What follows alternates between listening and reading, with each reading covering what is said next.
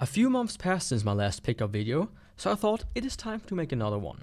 This time I have like a good mix of games and a few other pieces of media that I want to show. The big one that I bought is this PSP. Not because it's any special PSP, it's just your bog standard PS3 3000, in fully working order mind you, but I paid $50 for this, like a couple of bags, and like cables, 8 games, or more like 7 games and a movie, and a PSP camera. Specifically, the silver PSP camera. Now if you look up how much this costs, you will absolutely see how great of a deal this is, because I paid for this $50. This camera alone is worth at least twice that much. Now, does it take good pictures? Absolutely not. I will attach a few at the end here. But it has a certain charm to it, and for that, I actually really like it. Then as for the included games, it was actually 7 games and 1 movie, as I said.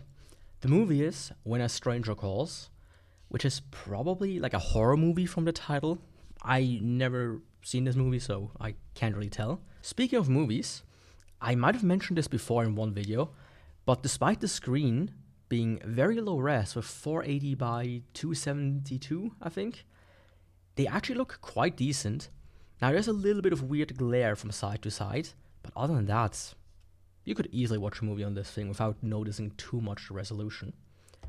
Then the games are From Russia with Love, which I think is like a James Bond game. At least I think this was a James Bond movie. Then Pilot Academy, The Godfather, Pursuit Force, Tekken Dog Resurrection, Boss, Master Quiz. Boss is always one of these series that I'm like, man, how did that series just exist? So many games existed of the Boss series. But in this day and age, you never hear of it. And then last is Practical IQ. So I might just play this to figure out, what does this game say about my IQ? Maybe I'm bog stupid or I'm a genius. Who knows? I mean, in the end, it's a video game. Today, you would do that with like an internet quiz, of course, but I might test it out. Now, staying with the PSP still, I have 3 more games that I bought. The first one is Puzzle Quest, Challenge of the Warlords. I've always known of the Puzzle Quest series. For some reason, I think they were quite popular on the DS or 3DS, but I've never played one, because essentially, it's just like a Candy Crush Bejeweled kind of game with some narrative attached to it, which I think is interesting, but it's probably not the most interesting gameplay. But yeah, I will definitely check this out, just because I never played one of these, so I was like, yeah, let's just grab it. Then next, I bought Thrillville for the PSP. I already have it on PC, so that's probably where I will do the majority of a playthrough of it. But I remember playing this game on the Wii as a kid, so I was like, I saw the PSP version, I was like, how much different is the PSP version from, the console version and the PC version? So I just want to check it out. But yeah, interesting that this game was basically published for almost everything. And then last one of the PSP games is the big one that I wanted for a little while now, and that was Medieval The Return. I don't know what the English title is. I played this game as a kid because a friend had it. Now playing it again as an adult, this game runs horribly on the PSP. It's insane how bad this game runs. I didn't realize that as a kid, but now as an adult, it really is noticeable. In the beginning area, it runs at like 10 to 20 FPS or something like that. But yeah, essentially, this is like a remake, a reimagining, reboot, something along the lines of Medieval, the first one. So I'm quite interested in seeing how this is, after all these years. Because one game that I actually played, which I can highly recommend, I don't think it sold too well, because we never got like the sequel remade as well, is the PS4 one. This is a fantastic game. Highly recommend it. It's closer to the PS1. It's basically just a remake of the PS1 game. And it includes a PS1 game once you finish it as well. So that's a pretty cool little additive to it. Sadly, they never made the second one. But this one It's slightly different from what I remember, so I'm very interested in playing it. But yeah, that's the PSP stuff. Then next, we get to the Switch. There, I bought Eternian Odyssey HD Remastered. Now you might see, that doesn't look like English writing. Now does it? And yes, this is the Asia version. I've been buying a lot of stuff on PlayAsia. I really like PlayAsia. It's a great store. I might enter the affiliate program and link it down below, or just check it out. Now the Eternian Odyssey games are games that I've always wanted to check out. I've played the Persona one, Persona Q, and I actually liked it. Of course, the story was a bit But the big thing about these games is they are always so expensive. All of the DS ones, all of the 3DS ones, they sold in low quantities and were almost sold out always. And after that, because it's Atlus most of the time, Atlus immediately adds a huge price jump. They just became so expensive, and I was never able to really get one. And I like to start at the beginning of a series, right? So I was like, hey, this is a good opportunity. And I might say, hey, it's in Chinese. So how are you going to play it? Can you speak Chinese? No, but this is the Asia version, which means it comes in English. I tested it out, by the way. I plugged it into the Switch, and indeed, it's in English. Just the box art is in Chinese, but I don't care really. Then the other game I bought, haven't even unsealed it yet, is this game, Kwaidan Azuma Manor Story. It's like a weird little Resident Evil point-and-clicky looking horror game. It looked quite interesting. Now you can buy it on Steam for like $10. But I was like, hey, I get the physical version, so I might as well buy it. I don't even know if there's anything extra inside. We can actually check it out. Well, why not do that? It's also this is the Europe version, I think, which was the cheapest one. But yeah, I might make a little review about that once I'm through with it, because it looked really interesting. You can see point-and-click adventure elements. So let me quickly unseal this.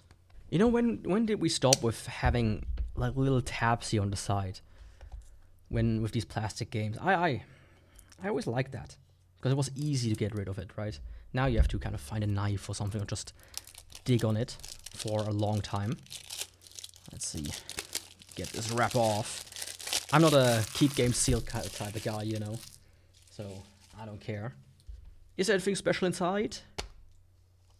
Actually, nice little, big cover image here. It's a little big, very cool. And a little booklet, which is not all too common, actually. It's in full color, and it just explains the game, nothing special. But yeah, interesting game. But yeah, that's the thing with PlayAsia. I once in a while just stop by, see if there's anything interesting, and then just, grab it if I have the cash for it. Now, the last game I bought is actually not physical. It is the Elden Ring DLC, Shadow of the Erdtree. I finally got around to it, and I was very, very worried about buying it. I was like, should I really spend the $30-$40 it costs to play this game? Because I did not really enjoy the base game too much. I thought the base game was massively bloated. It was just too much. And everybody was telling me, hey, the DLC is even worse. All the bosses are just as bullshit as Malenia, and it's just more of Elden Ring. So you won't like it if you don't like the base game and Malenia as a boss. Completely wrong. Completely wrong. The DLC is so much better. It's tighter, it's smaller, it's just a better experience, and all the bosses feel fairer. There's some weirdness to some of them, but man, the DLC is so much better than the base game. I almost feel like I want it to be a standalone experience with how much better it is. So yeah, if you played the base game and somebody told you, hey, maybe don't buy the DLC because it's don't listen to them. DLC is better. But yeah, that's it for the games. Then next up, I'm getting into movies and TV series, which I don't have much of, only two. The first one is Gene Shaft, an anime that I've watched a while ago, and you might now wonder, why did you buy the entire DVD set of Gene Shaft? Well, it's not because it's a very good show, mind you. It's actually pretty bad. The only reason I bought it is because when I watch it, I always thought the name is funny. Gene Shaft, get it? Penis. So, I was like, yeah, I already saw it for relatively cheap, so just pack it in. Just grab it. Why not? I might rewatch it at some point. Maybe I missed something about it, but yeah, it's not good. If you thought this is a recommendation, absolutely not. But speaking of recommendations, this one actually is The Last Unicorn. This is a movie from my childhood, and I always wanted to rewatch it for like years and years and years, but I never really got to it. It has been laying around on my hard drive for a while. How did I get it on my hard drive? Who knows? But now I have it on Blu-ray, so I will actually sit down and watch it. And this is a very interesting one, by the way, this version, so to speak, because you might see it here, as in, it says here in tone. It comes in DT, it comes in German, basically. It comes in English, and it comes in Swiss German. So that's actually kind of interesting. So I might check out the Swiss German one, just because. But yeah, a cool animated movie. Unique style, great song at the beginning. Really, the Last Unicorn, the song itself. Fantastic, by America. I recommend this, because from my childhood, I actually remember watching this movie over and over again. That being said, I only remember this one scene where like a skeleton is drinking from a flask. I think the flask is even empty, but yeah, that's the only thing I remember, and I will like show it here for very quickly. But yeah, cool little movie. Then music.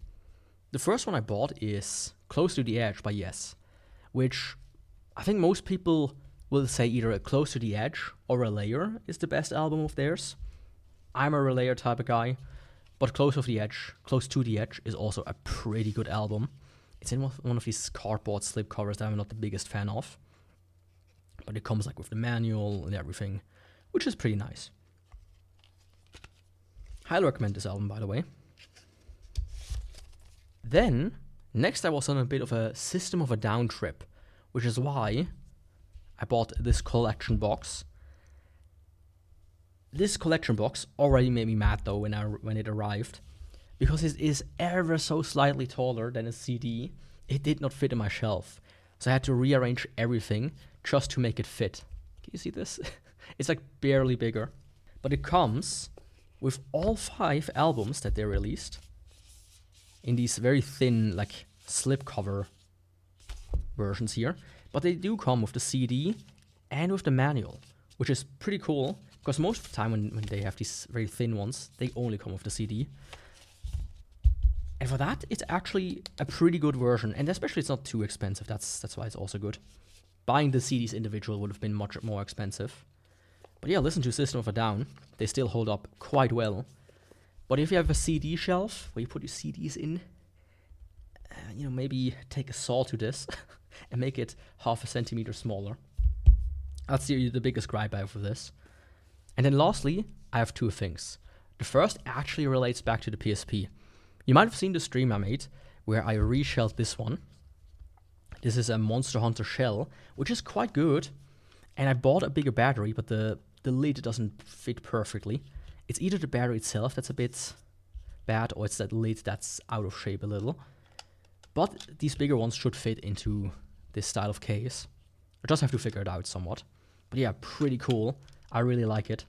Highly recommend this shell if you ever buy a shell as a replacement. This is the one to get. And the last thing I bought is the Book of Mormon. It wasn't really expensive. They pretty much hand these out mostly. But it's an interesting piece of work. I haven't gone far into it, as in reading from front to back. I've just been like going through random pages and reading parts of it. Now I'm not religious, I'm actually agnostic. But I'm just very interested in certain pieces of written media. The Book of Mormon being one of them. The other one being the Bible. Or like Zelensky's, was it Zelensky? The Unabomber's manifesto. And like Mein Kampf and whatnot. You might have seen some of them in my e-reader video that I made a couple of months ago. But yeah, it's an interesting book. And one thing I noticed, which I didn't even know about this, is the word yeah. It appears everywhere, like every couple of sentences. And apparently that's just because the one who wrote it was like, oh yeah, it needs to sound religious, so I'm including a word like yeah. Yeah, Interesting book. Interesting book. I'm not going to convert, but I will read it. It is a bit flimsy though, so I haven't put it into my backpack yet to take it to work and read it there. But other than that, I'm looking forward to it. But yeah, those were my pickups for the last couple of months. Will you be picking up one of those yourself? Or did you make any cool pickups other than that? Just let me know in the comments below. And if there's one thing you should take away from this video, then it is to play Medieval for the PS4. Do it, it's a great game. I can highly recommend it.